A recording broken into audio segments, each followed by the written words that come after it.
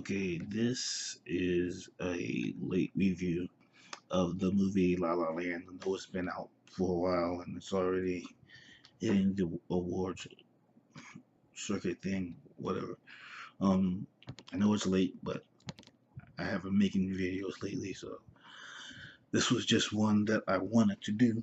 Um, it was a movie. La La Land was a movie that I wanted to see. But I don't know. I guess it was just one of those movies I forgot about. Then after the Golden Globes happened, it won like 7 awards. My wife really wanted to see it, so we went to see it. I don't know what I was expecting when I went to see it. I don't think I was really expecting anything. Um, just one of the surprising facts about it is how big it is over in South Korea. Uh, it's just like a huge movie in South Korea. So I don't know. I guess that piqued my interest. Um, After seeing it, I thought that it was just okay. It wasn't as good as I had heard it was, or as it, I don't know, seems to be in South Korea. Basically, there are three areas that I don't know I found lacking, and I just go over those areas real quick. Um, the first area being its casting. Um, I think that Emma Stone and Ryan Gosling are good actors. Uh, it's just I hate it when a movie is about someone struggling to make it, and then they cast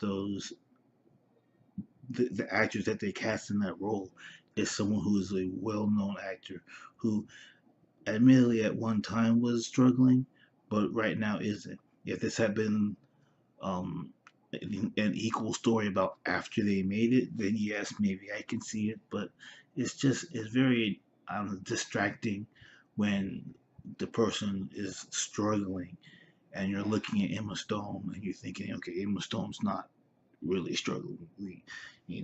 I don't know. It's just for me that's my own personal thing.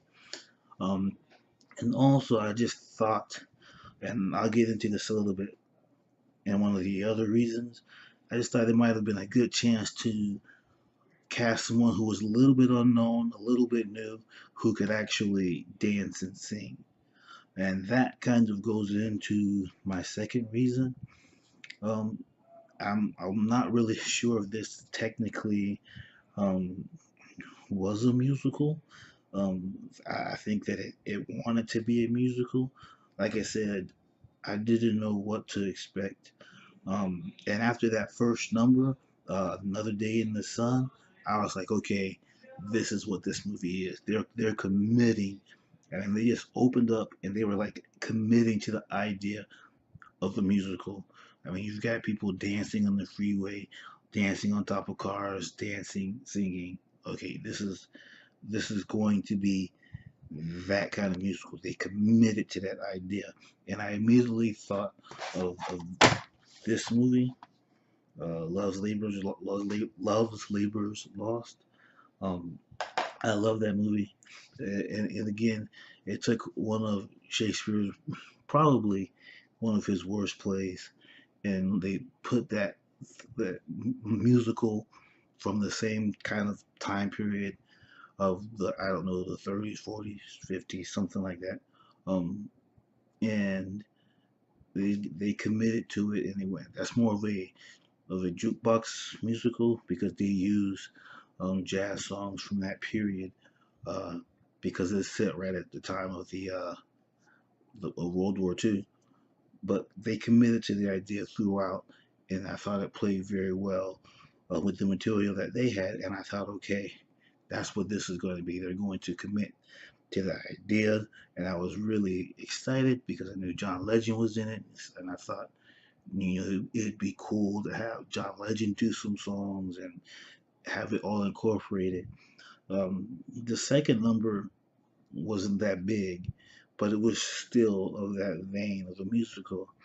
And then after that, the next two were just mediocre, and I kind of got the feeling that they were like, okay, Emma Stone and Ryan Gosling really don't sing and dance that well, so we're just gonna play it down for a bit because kind of after those next two numbers, um, it just becomes a movie that occasionally has music in it. John Legend just shows up and he plays the song. It has nothing to do with anything. It's just, hey, Gosling's in Legend's band, and here's a song that they perform. And I mean, as far as it being part of the musical, I mean, at that point there is no musical. It's just a movie with music in it. Um, and again, that goes back to what I was saying earlier that um, maybe if they hire someone who's a little bit less known, who maybe has some singing and dancing in their career, they could have really continued what that first number was throughout the rest of the movie, and that would have been really good. And then the third thing I had a problem with um, was the ending. Um, I'm fine with it not being a storybook ending. That's fine. But it just felt like it was just not a storybook ending for the sake of not being a storybook ending, because that ending doesn't play in today's world. The fact that um, in this century, it really doesn't work. If it had been in the early 2000s, maybe the 90s, the 80s, the 70s, the 60s, anytime back then, yes, that ending would work. But here, I mean, you have Skype, you have FaceTime, you have all these tools so that these two could have continued to communicate with each other. And she goes to Paris to make this movie, and it's like they never spoke to each other ever again at all. And it's like, I don't get it. He obviously still felt something and did something.